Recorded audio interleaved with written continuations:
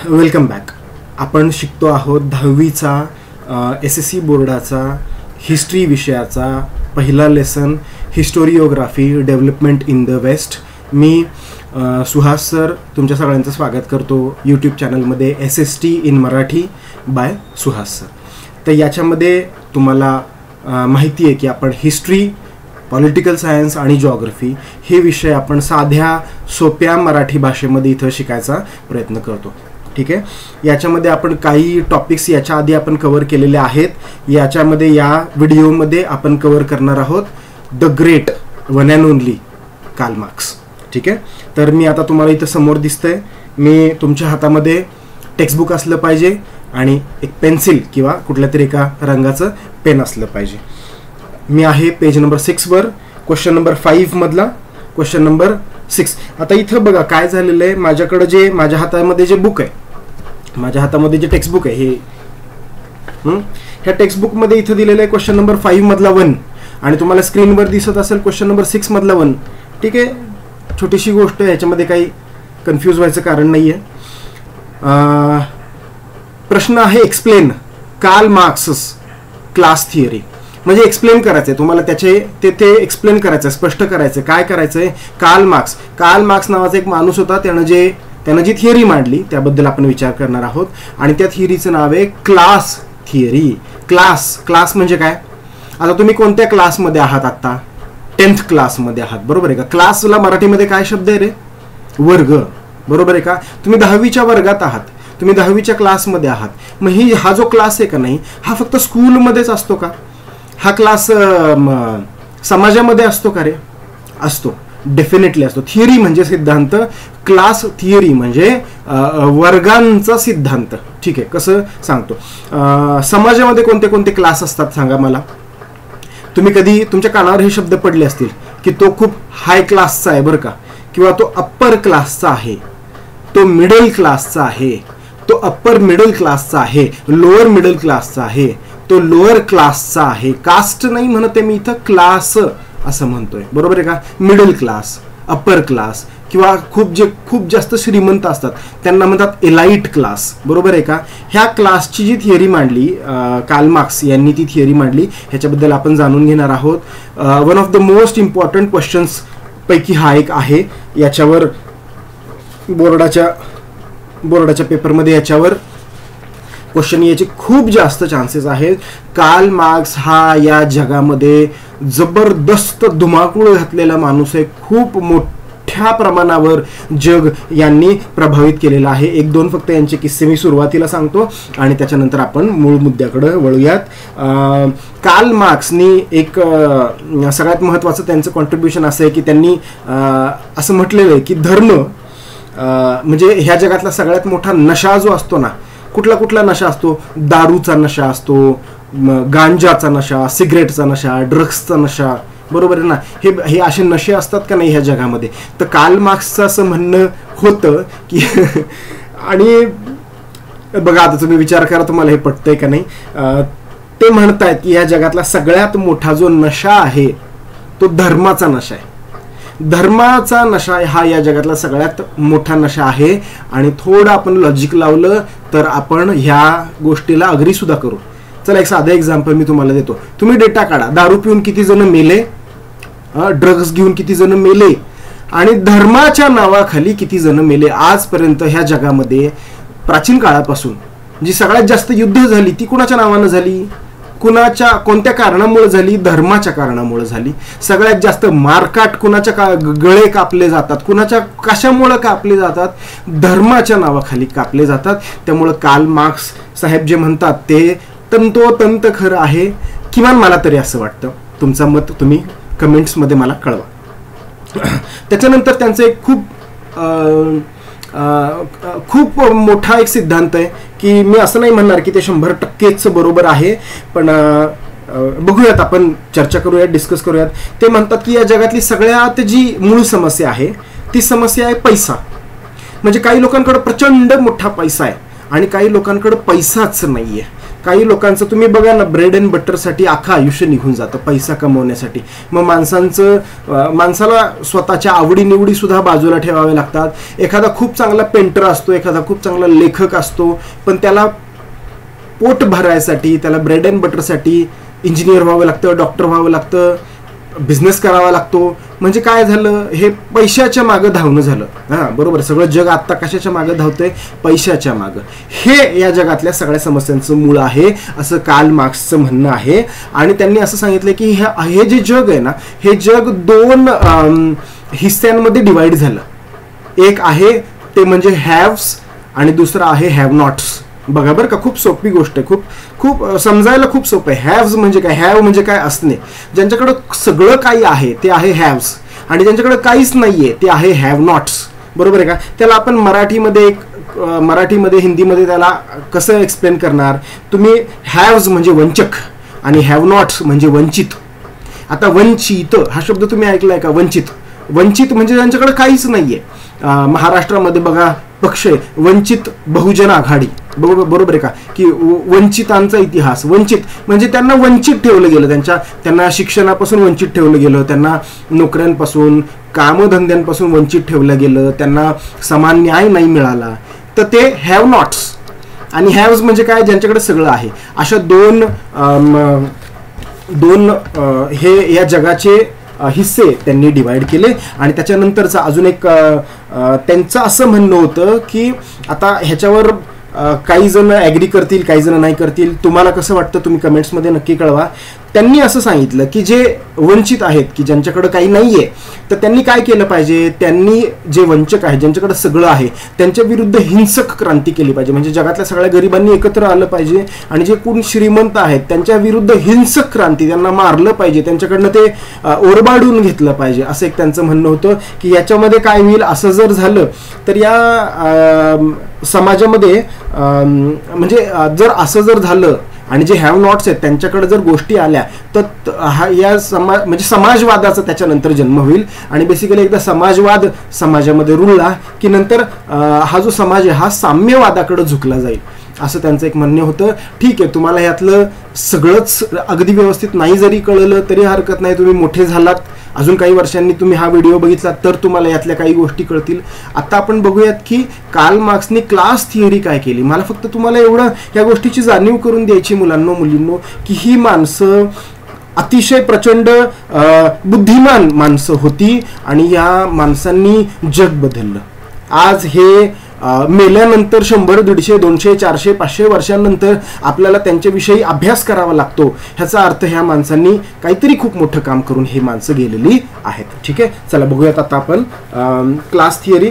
Karl Marx जन्म कधी झालाय? 1818 आणि मृत्यू कधी झालाय? 1883 साली. बघा, in the later half of the 19th century, a new school of thoughts arose, keeping in views the new thesis formulated by Karl Marx. In the later half of 19th म्हणजे 19व्या शतकाचा सेकंड हाफ म्हणजे 1850 नंतर basically खूप मोठा बदल ह्यांच्या मतांमुळे ह्या जगामध्ये झाला. अकॉर्डिंग टू कार्ल मार्क्स म्हणजे कार्ल मार्क्स यांच्या मताप्रमाणे history was not about abstract ideas. इतिहास एक ना, इतिहास ॲबस्ट्रॅक्ट या शब्दाचा अर्थ आहे अमूर्त कल्पना. अमूर्त कल्पना, परिकल्पना, एक परी होती आणि ते असं ह्या सगळ्या गोष्टी म्हणजे इतिहास नाही. हे याच्या आधी पण आपण डिस्कस केलेलं आहे, मागच्या व्हिडिओजमध्ये आपण बघितलेलं आहे. इतिहास हा रिअलिस्टिक असतो, इतिहास हा लॉजिकल असतो, इतिहास हा वास्तविक असतो. कुठल्याही परिकल्पनांना इतिहासामध्ये काहीही स्थान नसतं. ठीक आहे, it was about living people. इतिहास हा जिवंत माणसांचा आहे, परिकल्पनांचा नाहीये, देवी देवतांचा नाहीये, हा जिवंत माणसांचा आहे, असं कार्ल मार्क्स यांचं म्हणणं होतं. Human relationships are shaped by fundamental needs. एक मिनिट, मी स्क्रीन मागं घेतो म्हणजे तुम्हाला ते कळेल. सॉरी, मला ते लक्षातच नाही आलं. मी पुस्तकातलंच वाचायला सुरुवात केलं. तुमच्या हातामध्ये अर्थात पुस्तक असणारच आहे. हे बघा, दिसतंय का आता तुम्हाला समोर? हा, हे बघा, हा स्क्रोल दिसतोय का? इथं मी वाचतोय आता. ठीक आहे, मला एकदा फक्त इकडे बघू द्यात. हां, ठीक आहे, चला. ह्युमन रिलेशनशिप म्हणजे माणसाची नाती are shaped by fundamental needs of people and the ownership as well as nature of prevalent means of production to meet those needs. म्हणजे त्यांचं असं म्हणणं आहे की माणसाचं रिलेशनशिप कसं होतं या समाजासोबत, तर फंडामेंटल नीड्स ऑफ पीपल. आणि फंडामेंटल नीड्स काय असतात रे सांगा मला? बेसिक नीड्स, अन्न वस्त्र निवारा, बरोबर का, फूड क्लोथ शेल्टर. आणि त्याच्यामध्ये अजून दोन ज्या बेसिक नीड्स आहेत त्याच्यामध्ये अजून 2 नीड्स ऍड झालेले आहेत बघा. सांगा मला कोणत्या, कमेंट्समध्ये सांगा बघा बरं का. मी तुम्हाला हिंट देतोय. माणसाच्या ज्या काय म्हणतात रे त्याला, बेसिक गरजा, अन्न वस्त्र निवारा, फूड क्लोथ शेल्टर, ह्याच्यामध्ये अजून 2 गोष्टी ऍड झालेल्या आहेत. त्या तुम्ही मला कमेंट्समध्ये सांगायच्या आहेत. आणि ह्या 2 गोष्टी जे सांगतील ते खरे हुशार, ते खरे स्कॉलर. ओके, चला मी वाट बघतोय कमेंट्सची. Fundamental needs of people and the ownership as well as nature of prevalent means म्हणजे ते प्रोडक्शन करायचं, ह्या सगळ्या गोष्टी तयार करायचं कोणाच्या हातात आहे ह्याच्यावर त्याचं नातं ठरतं. बघा थोडंसं किचकट वाटू शकतं. पुढे बघा, the accessibility of these means to different strata of the society. म्हणजे वेगवेगळे जे स्तर असतात, म्हणजे उच्च स्तर आहे, मध्यम स्तर आहे, कनिष्ठ स्तर आहे, म्हणजे लोअर क्लास आहे, जे खूप गरीब आहेत, हे वेगवेगळे स्तर आहेत ह्या समाजामधले. Of the society may not be equal. काही लोकांकडे खूप प्रचंड मोठा पैसा आहे, काही लोकांकडे इतका पैसा आहे की त्यांना कुठं खर्च करावा हे कळत नाही. काही लोकांकडे पैसाच नाही. 20 कोटी लोक भारतामध्ये रोज उपाशी झोपतात, ज्यांच्याकडे खायलाच पैसा नाही, ज्यांच्याकडे भूक भागवायला पैसा नाही. काय परिस्थिती असेल रे त्यांची? ही सगळी इनइक्वॅलिटी आहे. कुणाला एखादा मुलगा ह्या भारतातल्या सगळ्यात बेस्ट स्कूलमध्ये जाणारी काही मुलं असतात, आणि काही मुलं जी असतात ती झेडपीच्या स्कूलमध्ये त्यांना, म्हणजे अगदी साधारण स्कूलमध्ये त्यांना जावं लागतं. ही इनइक्वॅलिटीच आहे ना, बरोबर आहे का नाही? ही इनइक्वॅलिटीच आहे ना. पुढे बघा, दिस इनइक्वॅलिटी कॉजेस. आता मला पुढच्या पानावर जावं लागते. मी हे खाली घेतो बरं का.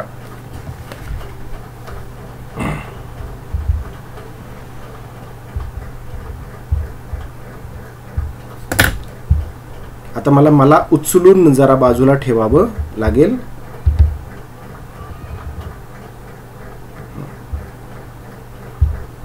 ठीक आहे, हे बघा, हे इथं डिव्हिजन दिसतंय तुम्हाला समोर.